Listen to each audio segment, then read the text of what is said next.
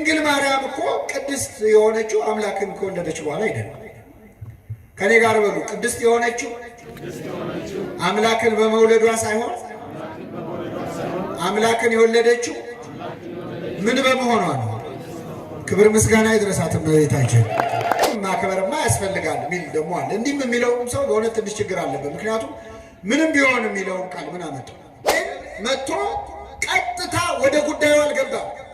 ማርያም ሆይ እንድትወልጂ ተመርጠሻል፣ ያው ይህን እንድታውቂው ነው ብሎ አልተሰወረም። ማርያምም ይህን ነገር ሁሉ በልቧ እያሰበች ትጠብቀው ነበር ይላል። ሀሳቧ ድረስ ጽፏል። እንግዲህ ወንጌላውያን ሀሳቧን ከጻፉ እኛ ታምሯን ብትጽፍ ማን ይከለክላል?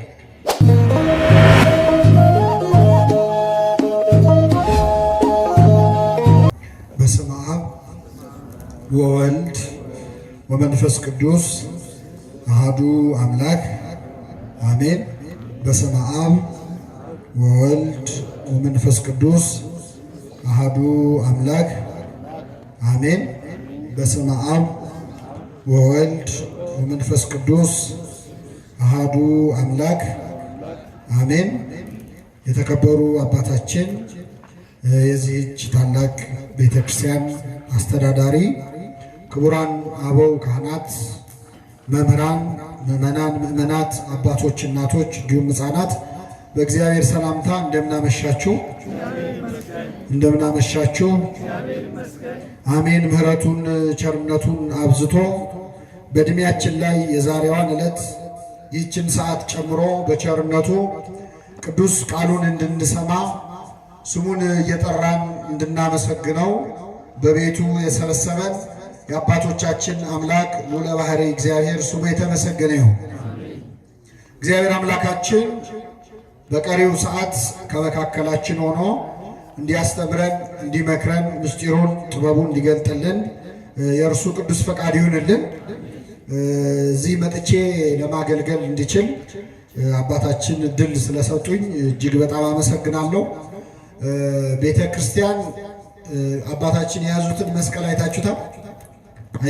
በእጃቸው ትንሽ ረዘም ያለ ነው እና ቤተ ክርስቲያን በመስቀሉ እንደዚህ ብላ ልጆቿን የመጥራት መብት አላት 24 ሰዓት።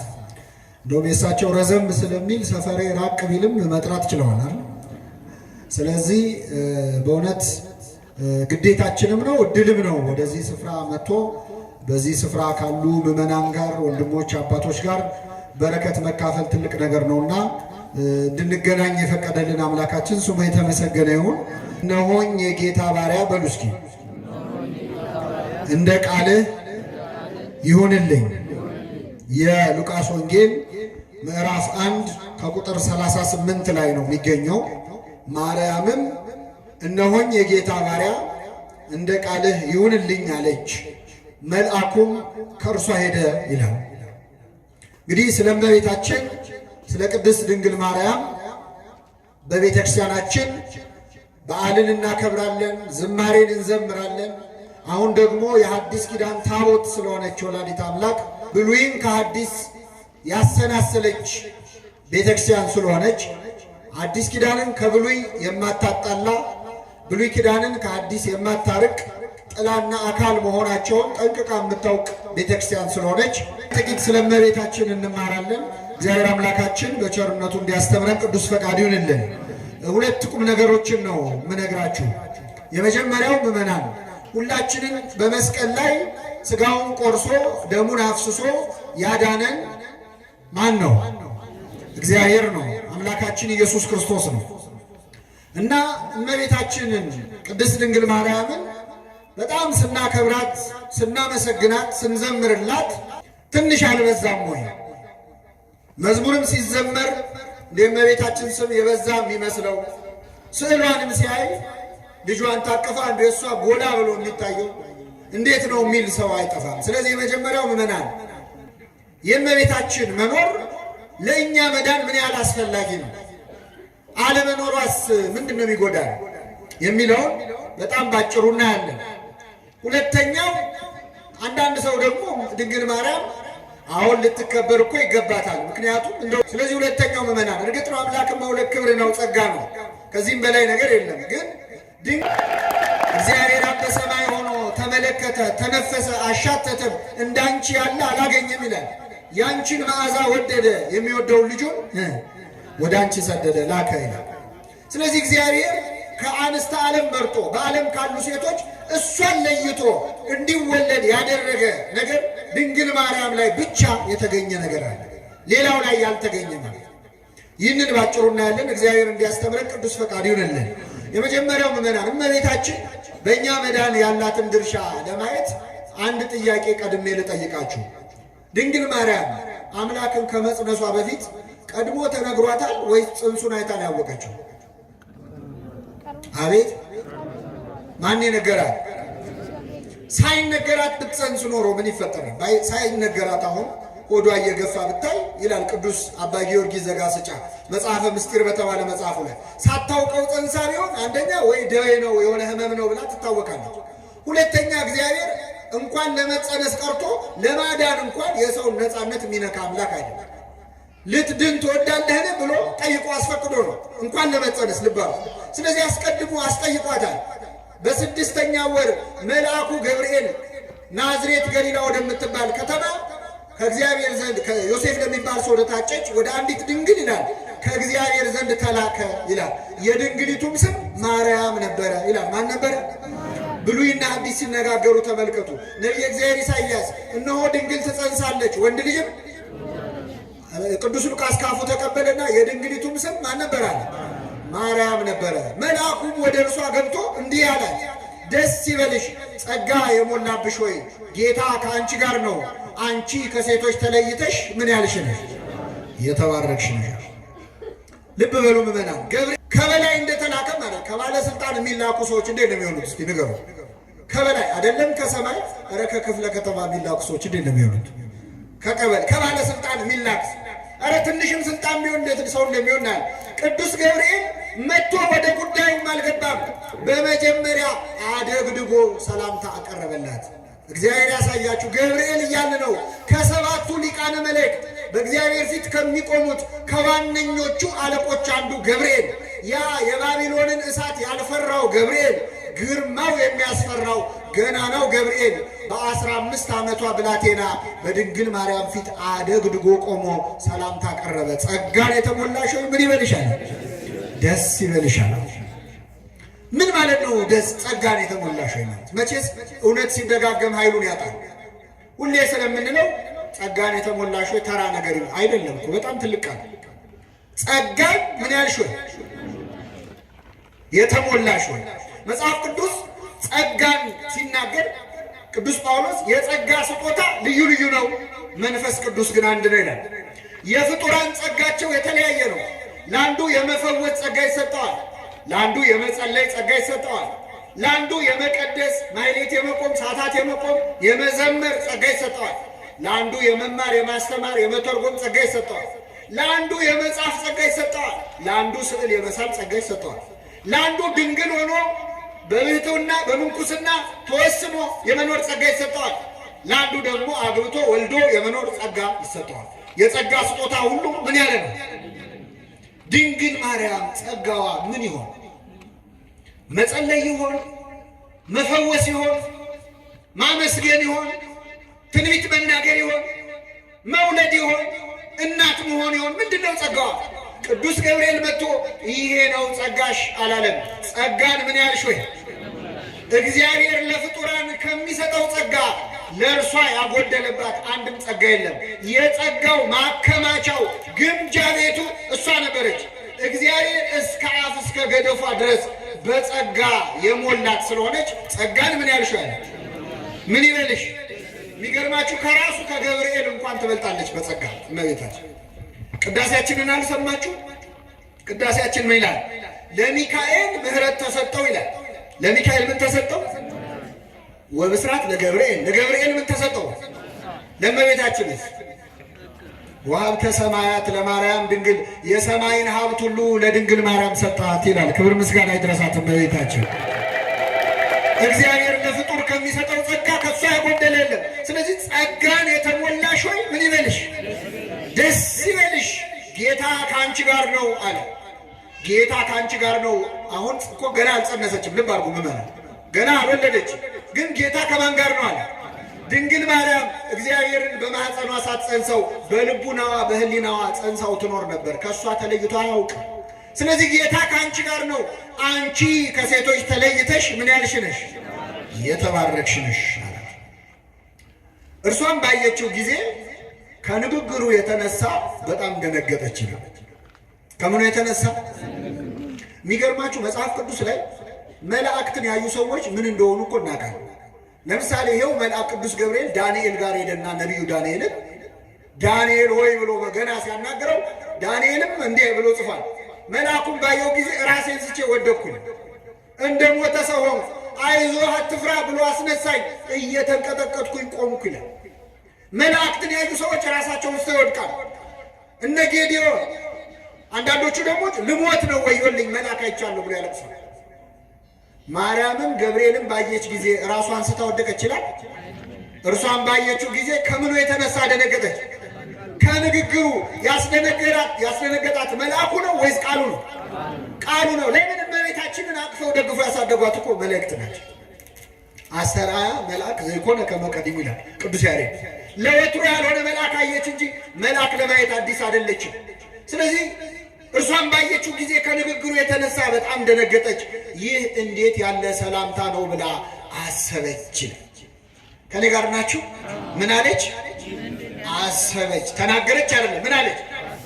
አሰብ። ይገርማል። መጽሐፍ ቅዱስ ላይ ድንግል ማርያም ያደረገችው ብቻ ሳይሆን ያሰበችው ሳይቀር ተጽፏል። አንዳንድ ሰዎች መጽሐፍ ቅዱስ ላይ እኮ ብዙ አልተጻፈም ስለሷ ወንጌል ላይ አልተጻፈም ይላሉ። እኔ በጣም ይገርማል። ወንጌልን የወለደችው እኮ እሷ ነች። ወንጌል ማን ነው? ማን ነው?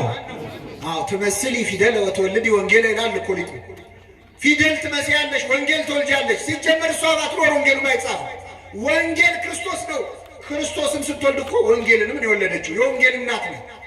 በዚያ ላይ ግን ምእመናን እንደው እንበልና መጽሐፍ ቅዱስ ላይ ስለ እመቤታችን ምንም ባይጻፍ አይን ላለው ተጽፏል። ግን እንደው ምንም ባይጻፍ እንደው አንድ አረፍተ ነገር ብቻ ቢጻፍ እሱም ኢየሱስን የወለደችው ማርያም ትባላለች የሚል ቢሆን እሷን ለማክበር ይበቃናል አይበቃል? ወለደችው ከማለት በላይ ምን ይጻፍ ይችላል? ምን አቅማችን የሚችለው ነው። እና በሐሳቧ እንዴት ያለ ሰላምታ ነው። እዚህ ላይ ትሕትናዋንም ያሳያል። አሁን እኛ ብንሆን እስቲ ገብርኤልን ተውት፣ እንደው ሌላም ሰው አሁን እኔ ሰው ቢያመሰግን እንደው አንተ እኮ የተባረክ እኮ ሰው ነህ፣ አንቺ የተባረክሽ ነሽ ቢለን ሰው መጥቶ ምንድን አይገባኝም አትሉ? ትንሽ አትግደረደው? እንደው ይህ ከአባዶ የቅድስት አርሴማ ምዕመናን እኮ እንደ የተባረካችሁ ናችሁ ብላችሁ ትንሽ ትቅለሰለሳላችሁ አይደል? በሆዳችን ደግሞ አነሰንላል። ካመሰገነ በደንብ ቢጨምርበት እንደው ምን አለ ነው። ላይላዩ ምስጋና ማንፈልግን መስል ውስጣችን ምስጋና ይፈልጋል አይፈልጋል? ይፈልጋል። የምታውቁት ሰው ብዙ ጊዜ ትሕትናውም ያፍ እኔ ኃጢአተኛ ነኝ፣ እኔ የረከስኩ ነኝ ይላል ሰው። እንደው እንዴት ትሁት ነው እንላለን። ግን እኔ የረከስኩ ነኝ ያለውን ሰውዬ አንተ ርኩስ ብትሉት አቤት ይላል። አሁን አንዳንድ ሰው እንደው የውሸት ትሕትና ማለት እኔ ከአንተ አላቅም ይላል። ወሬ ሲጀምር ሰምታችኋል? ከአንተ አላቅም ያለውን ሰውዬ አዎ እሱማ ከእኔ አታቅም ብትሉ ደስ ይላል? አይ ነው። ቅዱስ ዮሐንስ አፈወርቅ ትሁት ማለት ራሱን የሚሳደብ ሰው አይደለም ይላል። ኃጢአተኛ ነኝ የሚል ሳይሆን አንተ ኃጢአተኛ ነህ ሲሉት የሚታገስ ነው። እመቤታችን መልአክን ያህል ነገር የ15 ዓመት ልጅ ነች። ልብ አድርጉ፣ የ15 ዓመት ልጅ ናት። የልጅ አዋቂ ሆና ነው እንጂ እድሜዋ እኮ ገና 15 ነው። መልአክ ቆሞ እያመሰገናት አንቺ ከሴቶች ተለይተሽ ምን ያልሽ ነሽ ሲላት እንዲህ አይነቱን የምስጋና እጅ መንሻ እንደምን እቀበለዋለሁ አለች። እኛ እኮ ምስጋና ይሁን እንጂ እንኳን ከመልአክ ከሰይጣንስ ቢመጣ አንቀበልም። ምስጋና እኮ ዝም ብለን እንቀበል። ወጣት ናት። ብዙ እህቶች፣ የህፃናት ልጆች፣ ወጣቶች፣ ታዳጊዎች አላቸው። ሴት ልጅ ምስጋና አልቀበልም ትላለች።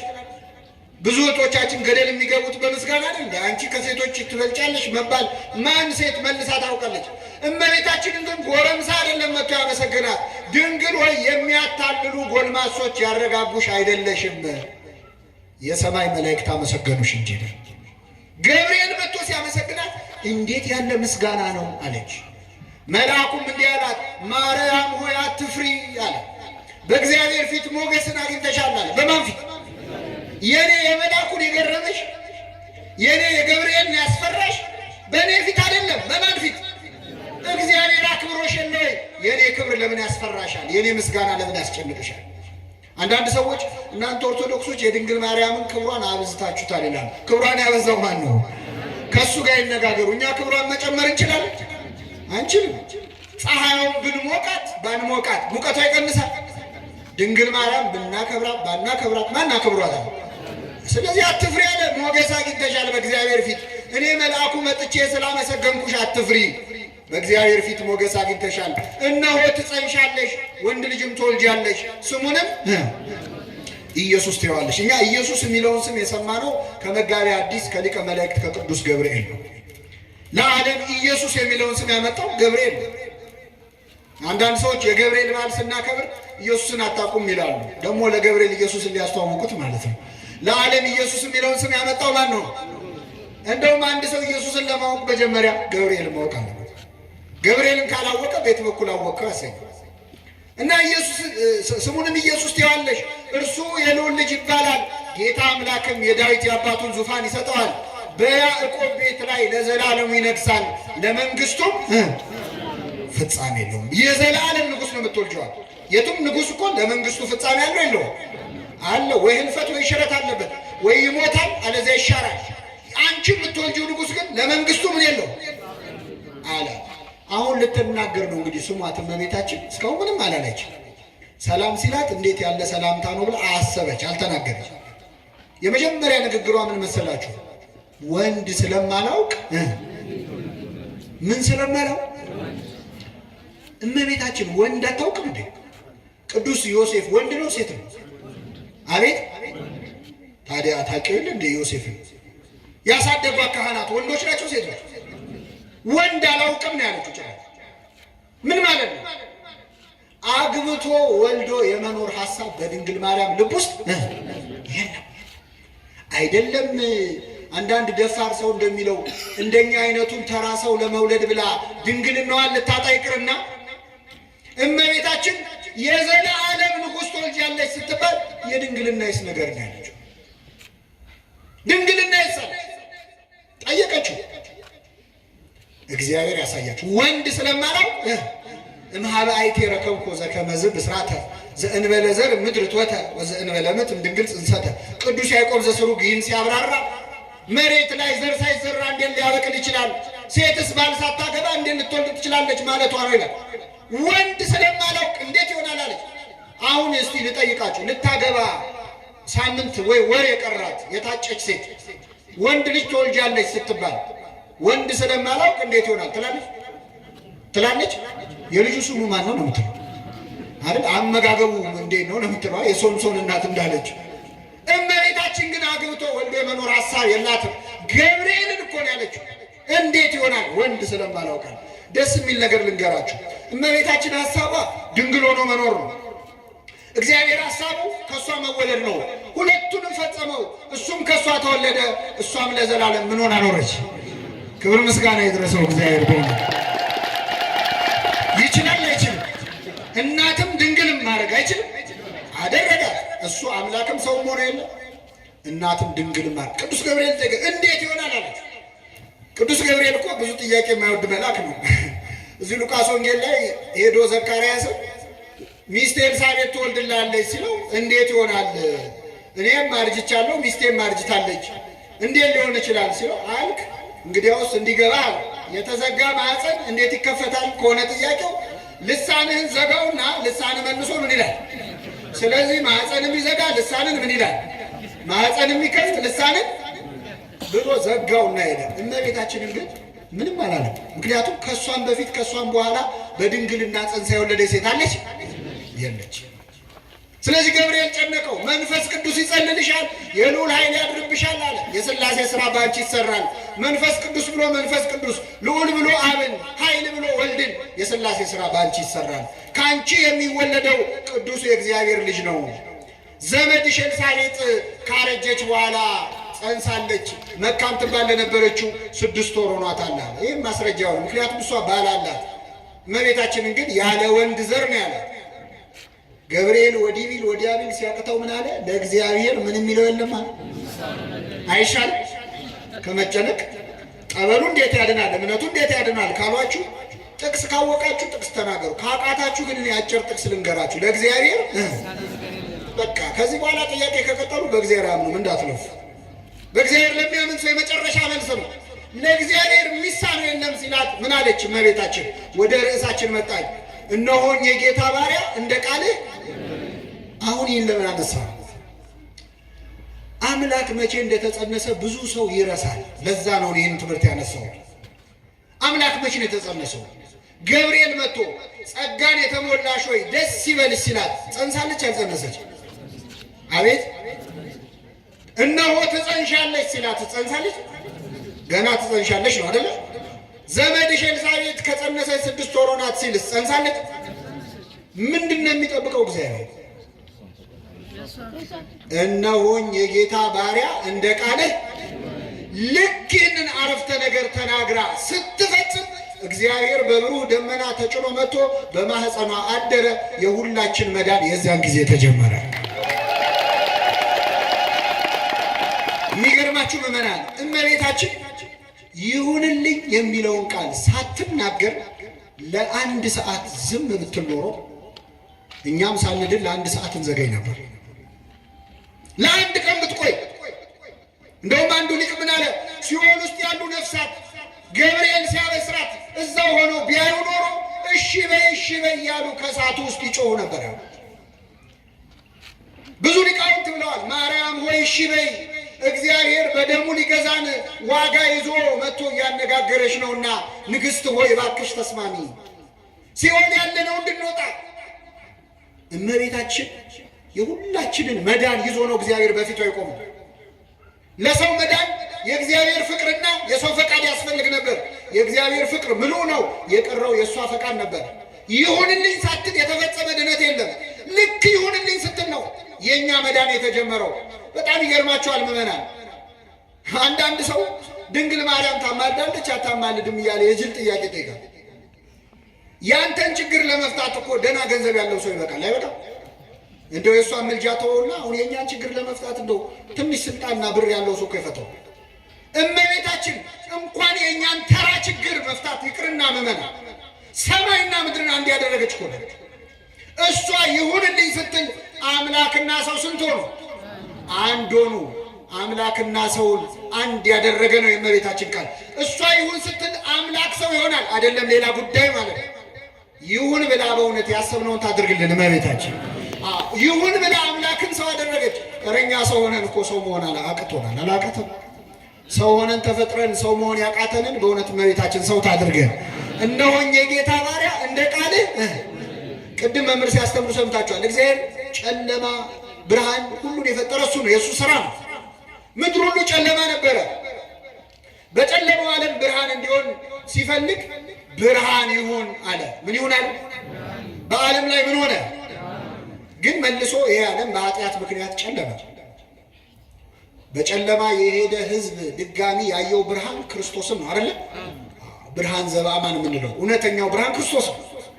የመጀመሪያውን ብርሃን ይሁን ብሎ ያበራው አምላክ ነው ራሱ እግዚአብሔር። ሁለተኛው ብርሃን ክርስቶስ ነው። ሁለተኛውን ብርሃን ክርስቶስ እንዲያበራልን ይሁንልኝ ያለችው ማናት? ድጋሚ ብርሃን አሳየችን ወላዲተ አምላክ። ክብር ምስጋና ይድረሳት። ከሆነ ምዕመናን እመቤታችን በእኛ መዳን ድርሻ አላት የላት? አላት። እንደው ለእሷ መብት የሰጠው እንዳይመስላችሁ። ከሁለት ሰዎች ጋር ነጻጽሬ ልንገራቸው። አንደኛው ሙሴ ነው። ሙሴን እግዚአብሔር ሂድና ሕዝቤን ነጻ አውጣ ወደ ግብፅ ብሎ አናገረው። ሲያናግረው ሙሴ 3 ጥያቄ ጠየቀ። የመጀመሪያው መሄዱን እሄዳለሁ እግዚአብሔር ወይ፣ ግን ሄጄ ስናገር ማን ነው የላከ ቢሉኝ ማን ልበላቸው? ስምህ ማን ነው አለ። ጥሩ ጥያቄ ነው፣ መለሰለት። እኔ የአባቶቼ የአብርሃም የይስሐቅ የያዕቆብ አምላክ እግዚአብሔር ነኝ አለ። ሙሴ ሁለተኛ ጥያቄ ቀጠለ። ጌታ ሆይ አንተስ ማን መሆንህን አወቅሁ፣ ግን ሄጄ ስናገር ባያምኑኝስ አለ። ምን ባይሉኝስ? በእጅ ያዝከው ምንድን ነው አለው። በትር ነው አለው። ጣለው አለው። ጣለው፣ እባብ ሆነ። አንሳው አለው። አነሳው፣ በትር ሆነ። እጅህን ከጉያ ክተት አለው። ከተተ፣ ለምጽ ሆነ። መልሰህ ክተት አለው። ከተተ፣ ነጻ። ይሄ ነው መልሱ። ጥያቄው ምንድን ነው? ምን ባይሉኝስ? በትሩን የጣልከው አንተ ነህ፣ እባብ ያረኩት እጅህን የከተትከው አንተ ነህ፣ ለምጽ ያረኩትም ያነጻሁትም ለሕዝቡ ሄደህ አስተምራቸው እማሳምናቸው አንተ ምን ጨነቀ ማለት። ስንት ጥያቄ ተመለሰለት። ሙሴ ሶስተኛ ጥያቄ ጠየቀ። አይ እግዚአብሔር ሆይ እኔ እኮ መሄድ ሄድ ነበር፣ ግን ኮልታፋ ነኝ፣ አፍ የለኝም። እውነትም ሙሴ ኮልታፋ ነበር። አይገርማችሁም? እግዚአብሔር ኮልታፋውን ሰውዬ ተናጋሪ አድርጎ መላኩ። አይገርም?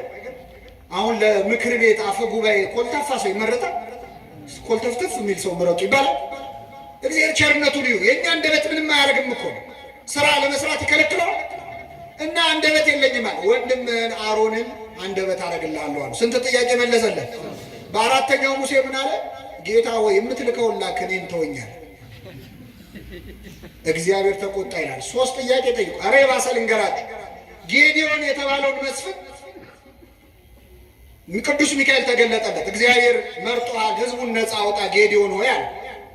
አንተ የእግዚአብሔር መልአክ መሆንን በምን አውቃለሁ አለ። ስለዚህ መስዋዕት አቀርባለሁ፣ እሳት ከሰማይ ወርዶ ያን መስዋዕት ከበላው አንተ የእግዚአብሔር መልአክ መሆንን አውቃለሁ። ስለዚህ ከዚህ ጋር እንዳትላወስ አለው ይላል። ምን እንዳትል?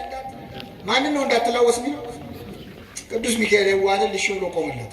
መስዋዕት ቀረበ፣ እሳት ከሰማይ ወረደና በላው። አሁን መልአኩ የማን መልአክ ነው? በል መልአክ መሆኔን አውቃሃል፣ ሂድና ህዝቡን ነፃ አውጣ ሲለው አንተ መልአክ መሆኔን ሳወቅ እግዚአብሔር በእኔ አድሮ ህዝቡን ነፃ እንደሚያወጣ ስለምን አውቃለሁ? ስለዚህ የበግ ቆዳ የበግ ፀጉር መሬት ላይ ያደርጋለሁ። ሌላው ቦታ ደረቅ ሲሆን እሱ ላይ ዝናብ ይዝናል፣ ሌላ ቦታ ሲዘንብ እሱ ደረቅ ይሁን፣ ያን ጊዜ ያውቃለሁ። ተደረገለት ተደረገለት። እመቤታችን ያለ ወንድ ዘር አምላክን ትወልጃለች ስትባል እዚህ ጋር ዝናብ ዘንቦ እዚህ ጋር ደረቅ ይሁን ብላለች። እነሆኝ የጌታ ባሪያ እንደ ቃልህ። አዎ ፍጥረት ለመዳን እየጓጓ የምን ቀጠሮ መስጠት ነው? ብትጠይቅ ቀን ይሰጠኝ ቆይ ላስብ ብትል እግዚአብሔር የሰው ነፃነት አይነካም። እሺ ነበር የሚለው። ይሁንልኝ ብላ የሁላችንን መዳን ያስጀመረች ማናት? እመቤታችን። ከሁሉም ምዕመናን 3 ዓመት ከመንፈቅ እኮ በ16 ዓመቷ ወልዳ መንገድ ባለመደ ጉልበቷ በግብፅ በረሃ ተንከራታለች። ስትሰደድ እንኳን አላጉረመረመች። እንዴ ጌታ ሆይ አምላክን አልተባለም እንዴ? የምን ስደት ነው? ለምን አታጠፋቸውም አላለች። ደመና ጠቅሰን ለምን አንሄድም አላለች። 3 ዓመት ከመንፈቅ ከላይ ፀሐይ ከስር የአሸዋ ግለት ታግሳ በጭንቁ ሰዓት ክርስቶስን ይዛ ተንከራታለች። በተለይ እኔ እመቤታችን ተሰደደች ሲባል ከስደት ስትመለስ በተለይ የበለጠ ያስቸግራል። ለምን? ጌታ አድጓል። እየሰማችሁ ነው? ስለዚህ ለማቀፍም በግሪድም ለማለት አይመችም። በዚያ ዕድሜ ወላዲተ አምላክ ሕፃን ሆና ሕፃን ታቅፋ ብዙ ስቃይታለች። በጨነቀው ሰዓት ከእሷ እቅፍ ነው ያሳለፈው። ዛሬ እኛ ሲጨንቀን የጭንቅ አማላጇ እንላለን። አንዳንድ ሰው አይጥመው እንዴ ክርስቶስ ከሄሮድስ ሲጨንቀው በማን እቅፍ ነው ያሳለፈው? እኛም እሱ ሲያደርግ ያየነው ነው የምናደርገው። እንግዲህ እኔን ምሰሉ ብሏል። ከሁሉም ግን ምዕመናን እመቤታችን መስቀል ስር ሲሰቀል ክርስቶስ ዓርብ ዕለት ቆማ ነበር እዛ። አሁን ይኸውላችሁ ከብዙ ሰዎች ጋር መግባባት የሚቸግረን ልጇ ተሰቀለ እንጂ እሷ ምን ሆነች የሚሉ ሰዎች አሉ። እንደው ሃይማኖቱን ተዉት። አንዲት እናት ልጇ ሆዱን ሲቆርጠው ከልጇ በላይ የምትሰቃየው ማናት? ይጨንቃታል አይደል? አንዲት እናት ልጇ 6666 ጊዜ ሲገረፍ ስታይስ ምን ይሰማል? እመቤታችን እኮ ቆማ ዓርብ ዕለት ሲገረፍ አይታለች። ክርስቶስ የተገረፈው እኮ እኛ ለቡዬ በምናጮኸው ጅራፍ አይደለም። አውሳቢዎስ ዘቂሳርያ እንደጻፈው ሮማውያን የሚገርፉበት ጅራፍ እላዩ ላይ ሚስማር ያለው አጥንት የሾላ አጥንት ያለው ሰውነት ላይ ሲያርፍ ስጋ እየነጨ የሚነሳ አጥንቱ እስከሚታይ ነው የተገረፈው ክርስቶስ። ሰው ናት ይሉን የለ እንደ ሰው እመቤታችን ምን ይሰማታል? እንደ እናት የክርስቶስ እያንዳንዱ ሰውነቱ ላይ ያረፈው ቁስል የድንግል ማርያም የልቧ ቁስል ነው የሚሆነው። በአንቺ በነፍስሽ ሰይፍ ያልፋል ተብሎ የተነገረው ይሄ ነው። ቅዱስ ዮሐንስ ዘደማስቆ የተባለ አባ ምን ይላል? ድንግል ማርያም ስትወልድ አላማጠችም ይለች። ምጥ አላማጠች፣ ግን ስትወልድ ያላማጠችውን ምጥ ዓርብ ዕለት አምጣዋለች። ተሰቃይታለች። ካማጠች አይቀር ደግሞ መውለዷ የግድ ነውና ዓርብ ዕለት ያማጠችው ምጥ ልጅ አሰጣት። እነኋት እናት እነሆ ምንሽ ልጅሽ ብሎ ዮሐንስን ሰጠ። እመቤታችን በእኛ መዳን ድርሻ አላት የላት? አንዳንድ ሰዎች እሱ ልጇ ተሰቀለ እንጂ እሷ ምን ሆነች ይላል። እንደው ይሄ እኮ ቴዎሎጂ አይደለም፣ ሃይማኖት አለ፣ የባዮሎጂ ጉዳይ ነው። ቴዎሎጂ አለ። ሰይጣን ነው እንደዚህ የሚያስበው። ሰይጣን ይገርማቸዋል። ከኔ ጋር ናችሁ ምን? ሰይጣን የኢዮብን 10 ልጆች ገደለበት። ስንት ልጅ? በአንድ ቀን 10 ልጅ ሞተበት ኢዮብ። ኢዮብ ምን አለ? እግዚአብሔር ሰጠ። አሁን እግዚአብሔር ደስ አለውና አየኸው ባሪያዬን ኢዮብን ልጆቹ ሞተውበት እንኳን አላማረረም ይባል። ሰይጣን ምን አለ መሰላችሁ? ልጆቹ ሞቱ እንጂ እሱ ምን ሆነ? አያችሁ፣ ለሰይጣን ልጆች ምንም ቢሆኑ ለወላጆች ምንም አይሰማቸው። ስለዚህ ድንግል ማርያም ልጇ ተሰቀለ እንጂ እሷ ምን ሆነች የሚሉ ሰዎች እቺን አይዲያ ከማን ያገኟት ይመስላችኋል? ይቅርታ ያርጉልኝ፣ ሰይጣን ነው እንደዚህ ሲል ያገኘ ነው መጽሐፍ ቅዱስ ላይ። ከሁሉም ምዕመናን ለእመቤታችን ክርስቶስ አልፋዋም ኦሜጋዋም ነው። በቤተልሔምም በቀራንዮም አብራው ነበረች። አንዳንድ ሰዎች ብዙ እኮ ስለሷ አልተጻፈም። ቤተልሔም ላይ ያለች፣ ከዛ ቀራንዮ ላይ ያለች፣ ሌላ ቦታ የለም። የት ትኑርልህ? ከዛ በላይ ከቤተልሔም የሚበልጥ ቦታ ከቀራንዮ የሚበልጥ አለ? ድህነታችን ተጀምሮ እስኪያልቅ ማን ነበረች? ሲጨፍንም ሲገልጥ ይላሉ የኛ ሊቃውንት። ሕፃን ልጅ ገና ሲወለድ አይኑን ሲገልጥ እናቱን ሊያይ ይችላል፣ ወይ ሞግዚት ሊያይ ይችላል፣ አዋላጇን ሊያይ ይችላል። ብዙ ጊዜ ግን እናታችንን የማየት ዕድላችን ሰፊ ነው። ስንሞት ግን መጨረሻ ላይ አይናችን ከመከደኑ በፊት መጨረሻ ላይ ማንን አይተን የምንሞተው አይታወቅም። ክርስቶስ ግን መጀመሪያም ሲገልጥ ያያት እመቤታችን ነው። መጨረሻም ላይ እነኋት እናትህ እነሆ ምንሽ ብሎ አባት ሆይ ነፍሴን በእጅህ አደራ ሰጣለሁ አለ። ነፍሱን ሰጠ። ሲሄድም ሲመጣ ሲጨፍንም ሲገልጥ ያየው እሷ ነው። እና ወላዲተ አምላክ በእኛ መዳን ድርሻ አላት የላትም? ይህን በልባችን ጽላት ይጻፍልን። ወደ መጨረሻው ልምጣላችሁ። ሁለተኛው እመቤታችን ቅድስት የሆነችው አምላክን በመውለዷ አይደለም። አምላክን ለመውለድ የበቃችው ምን ሆና በመገኘቷ ነው። እንደው ቅድስናዋ ብዙ ነው። እኔ ትህትናዋን ብቻ ልንገራችሁና አበቃለሁ። እመቤታችን በጣም የሚገርም ትህትና ያላት ናት። እንደሷ አይነት ትሁት የለም በምድር። ለምን? እግዚአብሔር እንደሷ ያከበረው የለም። ለምን? እንደሷ ራሱን ዝቅ ያደረገ ስለሌለ። የእመቤታችን ትህትና ከአይምሮ በላይ ነው። ልብ አድርጉ። አምላክን የወለደች መጀመሪያ አምላክን መውለዷን ላስታውሳችሁ አንዴ። አንዳንድ ሰዎች በቃ ምንድነው ወለደችው አበቃ ይህን ያህል ምንድነው የምታወሩት ይላሉ። እንዴ አምላኩን ወልዶ የሚያውቅ ሰው ታውቃላችሁ አለ እዚህ አካባቢ? ከሷም በፊት ከሷም በኋላ አለ የለም? ካለ ያሳዩንና እሷን ማክበር እናቆማለን። አምላኩን ወልዶ የሚያውቃል ወይ? ፈጣሪውን ልጄ ብሎ የጠራ እግዚአብሔርን ልጄ ብላ የጠራች እግዚአብሔር እማዬ ብሎ የጠራት ከእመቤታችን በቀር ማን አለች? ማለት ፈጣሪ እማዬ ብሎ የጠራት። እኛ ሁላችን ሕፃን አቅፈን እናውቃለን። እንደ ሕፃን እኮ አቅፋ ቁልቁል ያየችው የሁላችንም ፈጣሪ ነው። ዓለምን በእጁ የያዘውን አምላክ ያዘችው፣ አጠባችው። ድንግልናዊ ወተቷን በአምላክ አፍ ውስጥ አፈሰሰች። እግዚአብሔርን መመገብ እንዴት አይነት ክብር ነው! እግዚአብሔርን ማብላት። የዕለት እንጀራችንን ስጠን ለምንለው አምላክ እኮ ድንግል ማርያም የዕለት እንጀራውን ሰጥተዋለች፣ አብልተዋለች። ከሁሉም ሲያለቅስ አባብለዋለች፣ እንባውን ጠርጋለታለች። ለሕፃን እንባ የምትጠርግለት ማነች? የክርስቶስን እንባ የጠረገችው ማነች? አይገርማችሁ? የፍጥረቱን እንባ የሚያብሰውን አምላክ እንባውን አበሰችው። የአምላክን እንባ ባበሰችበት እጇ የሁላችንን እንባ ታብስልን። ምን አይነት ክብር ነው!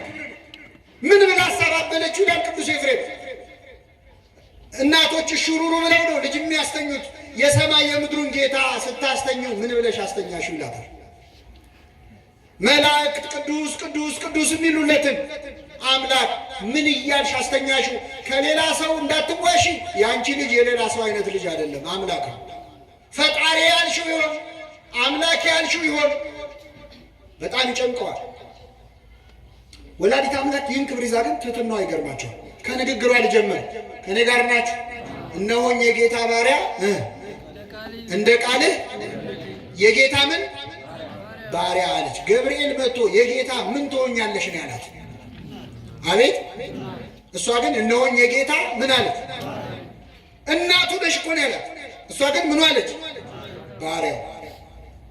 አንዴ እንዳይመስላችሁ በኋላም ስትጸልይ ነፍሴ እግዚአብሔርን ታከብረዋለች፣ መንፈሴም በመድኃኒቴ በእግዚአብሔር። ከዛስ የምኑን መዋረድ? እግዚአብሔር ባሪያው ስትሆን እናቱ አደረጋት። እንዘ አመቱ እሞረስያ ይላል ቅዱስ ያሬድ። ባሪያው ስትሆን እናቱ አደረጋት። እሷ ደግሞ እናቱ ስትሆን ራሷን ምን ብላ ጠራች? ባሪያው። አይገርማችሁ? እነሆኝ የጌታ እናቱ ብትል እኮ ትችላለች። አላለች። አንዳንድ ደፋሮች እኮ እኔም እኮ በዛ ዘመን ብኖር ጌታን ልወልደው እችል ነበር የሚሉ እንግዲህ ትንሽ ከቆዩ የውሸት ክርስቶስ ይመጣል እንግዲህ ወይ እሱን ይወልድ ይሆናል አናውቅም። እመቤታችን ግን አንቺ ነሽ እየተባለች እነሆኝ የጌታ ባሪያው አለች። ይሄ ንግግር ነው። ንግግር ብቻ አይደለም። ገብርኤል አመስግኗት በዚያም ወራት ይላል ማርያም ተነስታ ወደ ተራራማው ሀገር ወደ ይሁዳ ከተማ ፈጥና ወጣች። ወደ ዘካርያስ ቤት ገብታ ኤልሳቤጥን ተሳለመቻት ይላል። ዘመድ ለመጠየቅ ወጣች። አምላክን በምኗ ይዛ? በማህፀኗ ይዛ። አሁን ዛሬ ቢሆን አንዲት ሴት አይደለም አምላክን መውለድ ልጅሽ ጠቅላይ ሚኒስቴር ሆኗል ብትባል ዘመድ ትጠይቃለች? እንደውም እስከ ዛሬ ጠየቀች ቆጫታል አይደለም? የቀበሌ ሊቀመንበር ሲሆን ልጇ እኮ እንዴት እንደምትወስድ እናውቃለን። አንቺንም እኮ እኛ ብንሆን ፈጣሪን በማህፀኗ ይዛ አምላክን ጸንሳ ወጣች፣ ፈጥና ወጣች። አካሄዷም እንደው የእመቤትነት አይደል ፈጥና ወጣች ነው የሚለው። ወደ ተራራማው ሀገር እኔ ባለፈው እስራኤል የሄድኩኝ ጊዜ ጉግል ማፕ አድርጌ ርቀቱን ከገሊላ ናዝሬት እስከ አይነ ከርም ድረስ ሳየው 42 ኪሎ ሜትር የመጣችው 142 ኪሎ ሜትር የሰማችሁ ስንት ኪሎ ሜትር? 30 ሰዓት ነው የተጓዘችው ብቻዋን ያላጃሉ። ታቦት እኮ ናት። ታቦት ብቻውን አይሄድም። እመቤታችን ግን ብቻዋን ወደ ኤልሳቤጥ ቤት ገስግሳ ወደ ተራራማው ሀገር ገባች። ከኔ ጋር ናችሁ?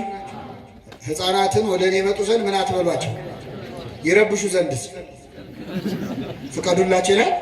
ስለዚህ ያዟቸው።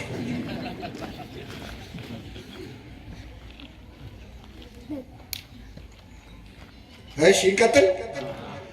አዎ ኤልሳቤጥ ቤት ገብታ ተሳለመቻት ይላል። እኛ እሷን እንሳለማለን እንጂ እሷ እኛም መሳለም ነበረባት። አጎንብሳ ኤልሳቤጥን ሰላም አለቻት። ልጨርሰው ይብቃኝ።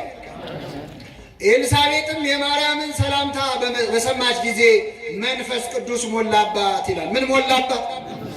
የማንን ሰላምታ ሰምታ? እመቤታችን ወደ ሁላችን ቤት ትምጣለን። እሷ ስትመጣ በቤቱ ምን ይሞላል? መንፈስ ቅዱስ ይሞላል። እዚህ ጋር የምታዩቸው አባቶች ሜሮን ቀብተው ነው መንፈስ ቅዱስ የሚያድሉት። ካህናት ሊቃነ ጳጳሳት እጅ ጭነው ነው። ወላዲተ አምላክ እጇን ሳትጭን ሜሮን ሳትቀባ በሰላምታዋ ድምፅ ብቻ በኤልሳቤጥ ላይ መንፈስ ቅዱስ ሞላችባት። ወደ ሁላችን ሕይወት ትምጣለን።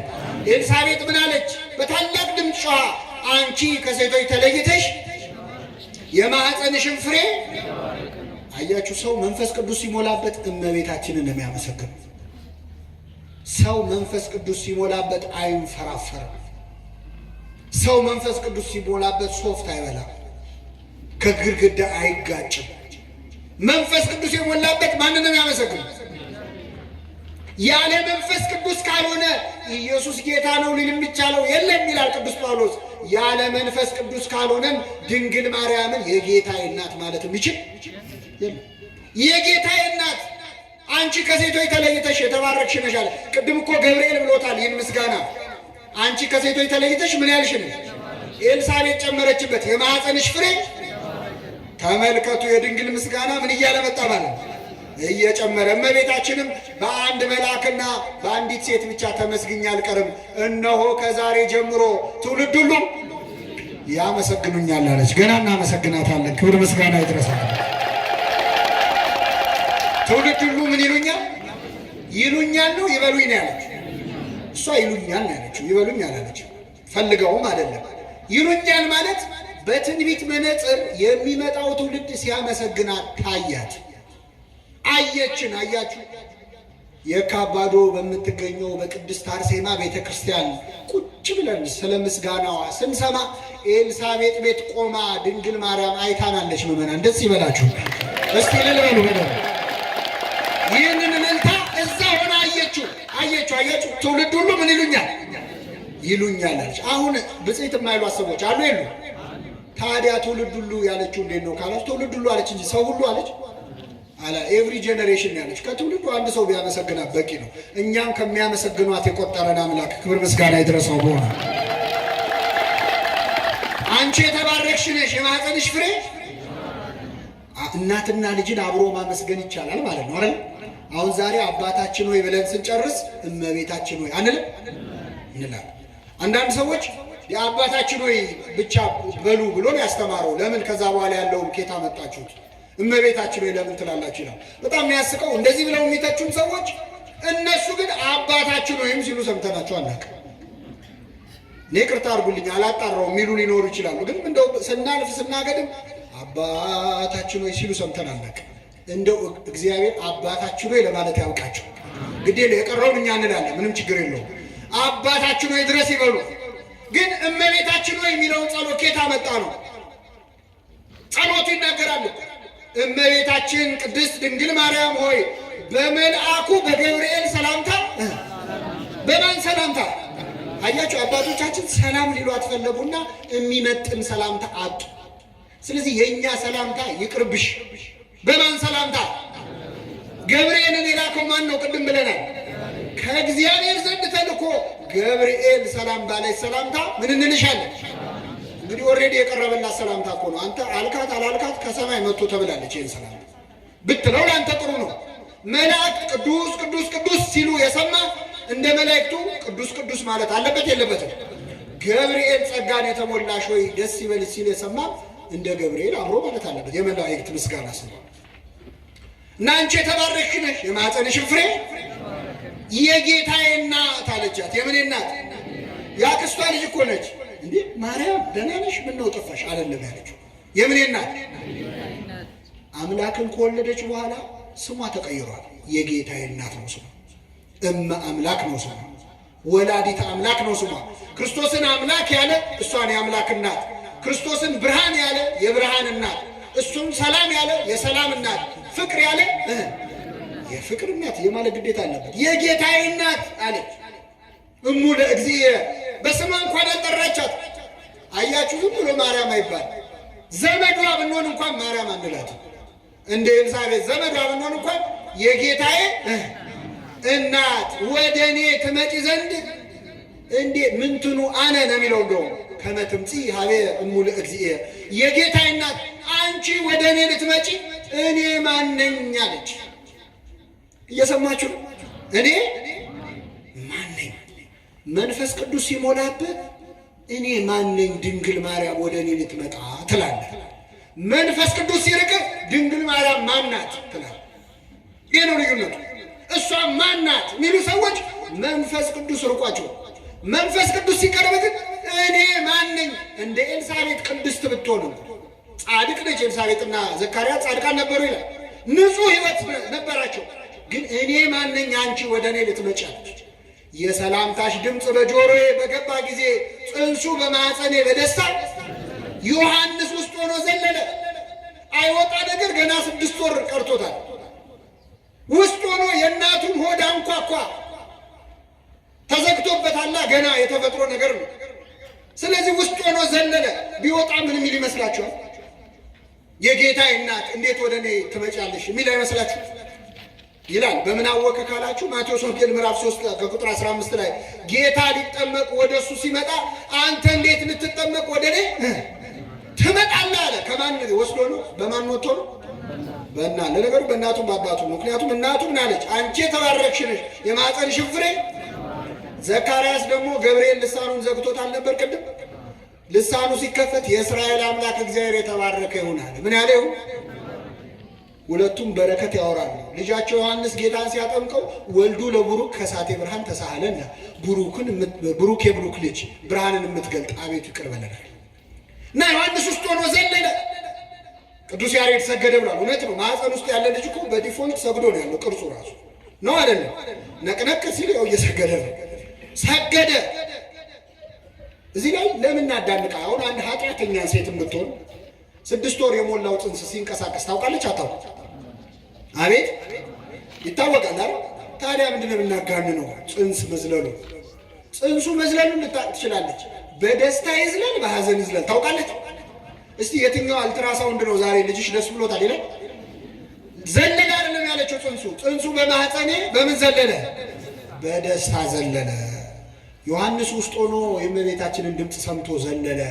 እመቤታችን ለሁላችን ድምጿን ታሰማል። እንግዲህ አባቶቻችን በሁሉ ነገር ውስጥ ነገረ ማርያም አለ። ሁላችንም ልጅ ሲወለድ ማርያም ማርያም ተብለን የተወለድ ነው አይደለም? ነው አይደለም? ልክ ስትወልድ ደግሞ ሴቲቱ ወዲያው ስሟ ይቀየራል። አውቶማቲካሊ የማን አራስ ትባላለች። ከዛ ደግሞ ሄደን ስንጠይቅ ምንድን ምን እንኳን ምን ብላ ትመልሳለች? ቴንኪው ሲወጣስ አመት አመት ያድርስልን ነው የሚባል። ማርያም በሽልም አንዳንድ ሰው ምን አገናኘው ይላል። አሁን ለምሳሌ እመቤታችን እንኳን ማርያም ሲባል እንኳን ኢየሱስ ማረሽ ለምን አይባል? ወይም እንኳን ሥላሴ ማሩሽ ለምን አይባል? እንኳን አርሴማ ማረች ለምን አይባል? ድንግል ማርያምንና ጽንስን አብረው ያገኘናቸው መጽሐፍ ቅዱስ ላይ ምን እናደርግ? የሰላምታሽ ድምፅ በጆሮዬ በገባ ጊዜ ጽንሱ በማህፀኔ ስለዚህ የማርያም ነገር ከጽንስ ጋር ጉዳይ እንዳለው መጽሐፍ ቅዱስ ላይ ተጽፎ ነው ያገኘው። ስለዚህ እሷን ማምጣት ቢያቅተን ማርያም ብለን ተወልደናል። ገና እስከ ምጽአት ድረስ ማርያም ብለን እንወለዳለን። በእውነት እግዚአብሔር ስሙ የተመሰገነ ይሁን። ስለዚህ በሁሉ ነገር ውስጥ ማን አለች አልኳችሁ? አባቶቻችን ሕፃናት እንኳን ሲጫወቱ የምን መንገድ ስጠኝ ነው የሚሉት። ጥቁር ነገር እዚህ ላይ ሲወጣ ደግሞ አንዱ ልጅ ገርማቸዋል። መረረው። ምንድን ነው ልጅ ተወለደ ማርያም እንዲህ ሆነ ማርያም ምንድን ነው አላቸው። አንድ የመጽሐፍ መምህር አባት ጋር ሄዱ። እኛ አባት አጋጣሚ እዛ በቅርጫት የተቀመጠ ብርቱካን ነበርና እስቲ ያን ብርቱካን አቀብለኛ ሰጣቸው። አማትበው ላጡና ጥርግ አድርገው በሉ ብቻቸው። ልጁም እያፈጠጠ ምራቁን እየዋጠ በልተው ሲጨርሱ ልጣጩን ሰጡትና ጣለው አሉ። ጣለው። እኔ የምልህ አሁን የበላሁት ብርቱካን እንዴት ነው? ይጣፍጣል አይጣፍጥም? ማለት ደሙ ፈላ። እኔ ምን አውቃለሁ? ለምን አታውቅም? አልቀመስኩትም አለ።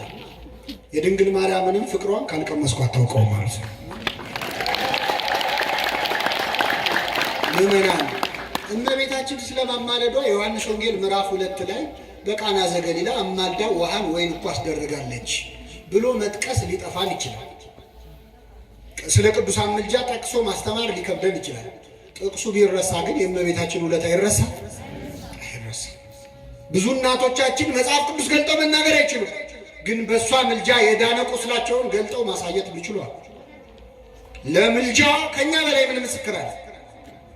የለም። በሁሉ ነገር ውስጥ ነው እግዚአብሔር ይወላቸው። አሁን እዚህ መሀል እመቤታችንን በተመለከተ አንዳንዶቻችን እኔ አልጠላትም ግን ፍቅሯ ብዙ አይሰማኝ የሚል ሰው ይኖር። እንዲህ ለምንል ሰዎች እግዚአብሔር ፍቅሯን ይጨምርልን። ሲሰጥ ነው። በነገራችን እግዚአብሔር ሊምር ሲፈልግ ነው የእናቱን ፍቅር የሚያሳድርብን። እና አርጋኖን የሚባል መጽሐፍ ደግሞ አለ። እሱን እንድትጸልዩ እባካችሁ በፍቅር ጠይቃችኋለሁ። ምን የሚል መጽሐፍ? አይሰማም። አርጋኖ ዝም ብላችሁ ለዓይነ ጥላ ለግርማ ሞገስ ምናምን የሚል መጽሐፍ አታንብቡ። እሺ እንዲህ የሚባል መጽሐፍ የለም ቤተክርስቲያን። ምን አልኩኝ? መጽሐፉ አርጋኖን በጣም ፍቅሯን የሚጨምር ጸሎት ነው። የቅዱስ አባ ጊዮርጊስ ዘጋስጫ ድርሰት። ሁለተኛ ደግሞ አንዳንዱ ሰው ደግሞ ኧረ እኔ እንደውም በጣም ወዳታለሁ እንደውም ከመውደዴ ብዛት እግዚአብሔር እንደው ቅር እንዳይለው ለእሷን አብዝቸው ቅር እንዳይለው ፈራለሁ የምትሉ ካላችሁ አትጨነቁ። ምክንያቱም ድንግል ማርያምን የቱንም ያህል ብንወዳት ልጇ ከወደዳት በላይ ልንወዳት እንችላል? ከሱ በላይ የወደዳት የለም። እና ልጅ እናቱን በሚወድበት ፍቅር ወዷት፣ ዓለምን ከወደደበት በሚታይ ፍቅር በእናት ፍቅር። ስለዚህ እሷን መውደድ የሚያስጠይቅ ከሆነ ከሱ ነው የሚጀምረው ጥያቄው። ስለዚህ ምንም አይሰማችሁ። ለማንኛውም ፍቅሯን ለሁላችን ያደለን። አባ ጊዮርጊስ ያደረገውን ልንገራችሁና አበቃለሁ። አልደከማችሁም? አባ ጊዮርጊስ ዘጋስጫ በጣም እመቤታችንን ይወድ ነበር። አርጋኖንን፣ ሰዓታትን፣ ቤተክርስቲያንን እንዲህ ያስጌጣት ቅዱስ ያሬድ በዜማ ያደረገውን እሱ በመጻሕፍት ያደረገላት ሊቅ ነው በእውነት። እና አባ ጊዮርጊስ ይገርማቸዋል እመቤታችን በጣም ይወድ ነበር። እንደው ምስጋና አመስግኗት ይቅርታ ይጠይቃታል። ይገርማችሁ እመቤቴ ሆይ የኃጢአተኛ ሰው ምስጋና ለምኔ ነው እንዳትይላት፣ የእኔ ኃጢአት ያንቺን ቅድስና ሊያረክሰው አይችልም። ይቅርታ እያሉ እኮ ነው አያችሁ አባቶቻችን የሚያመሰግኑት። እንኳን አላመሰግንም ሊሉ ይቅርታ በዚህ አፌ ስላመሰገንኩሽ። አባቷ ዳዊት ልጄ ወይ ስሚ ጆሮሽንም አዘንቢ እየተባለች ነው የምትለመነው እኮ እመቤታችን። እኔ አላመሰግንም የሚሉ ሰዎች አሉ። ይሄ ኃጢአተኛ ትውልድ አመሰገነ አላመሰገነ ክብሯን ይጨምረዋል ይቀንሰዋል? የሚቀርብልኛ ነን። ፀሐይ ብንሞቃት ባንሞቃት ሙቀቷ ይቀንሳል። ድንግል ማርያም ብናከብራት ባናከብራት ማናከብሯት እግዚአብሔር እና አባ ጊዮርጊስ ይገርማቸዋል። ታስሮ በጣም 10 ምናምን ዓመት ቆይቷል። አፄ ዳዊት ንጉሱ ልጄን ካላገባ ብሎት እሱም እምቢ ስላለ በዛ ቂም ይዞ ነው ያሳሰረው ይባላል። እና ታስሮ በቃ መቼስ ከዚህ በኋላ አልፈታም ብሎ እዛው እስር ቤት አስቆፍሮ መቃብር ሊቀበር ይጠብቃል። የእግዚአብሔር ነገር ሆነና አፄ ዳዊት ከፈረስ ወድቆ ሞተ። ሲሞት አንድ ሰው በጣም የበረረ መጣ ወደ አባ ጊዮርጊስ ሊያበስረው። አባታችን የምስራች አለው። ምስር ብላ ምን ተገኛል? ሲያስርህ ሲያሰቃይ የነበረው ያ ጨካኝ ንጉሥ እኮ ዛሬ ከፈረስ ላይ ወድቆ ፍግም ብሎ ሞተ። አባ ጊዮርጊስ ስቅስቅ ብሎ አለቀሰ። አሁን እኛ ብሎ ሲያስርህ የነበረው ሰው እኮ ዛሬ ሞተ ብንባል ምን ደምነ እሳ አንልም። መጀመሪያ ወይ ሞተ እንዴ እንላለን። መጀመሪያ ነው ያልኩት። ከዛ ሙት ወቃሻ አድርገኝ እንጂ አፈሩን ገለባ ያደርግለት እንጂ ከዛ ከፋይል እያወጣ እንሳደባለን። አባ ጊዮርጊስ አለቀሰ። ይገርማችኋል። በጣም አለቀሰ። እንዴ ግራ ገባው ሰውየው። እንዴ ሞተ እኮ ነው ያልኩ። ሲያስር ሲያሰቃይ የኖረው ንጉሥ እኮ ነው። ኧረ ከዚህ በኋላ 1000 ዓመት ኖሮ 1000 ዓመት ሊያስረኝ ይሻለኝ ነበር። እንዴት ትላለህ? እሱ እኮ በጣም ነው የሚጠላ። እኔን ቢጠላኝም ድንግል ማርያምን ግን ይወዳት ነበር። አባቶቻችን እነሱን የሚጠላ ሰው እንኳን እሷን ስለወደደ ይወዱ ነበር። የሰማነውን በልቡናችን ያሳድርብን።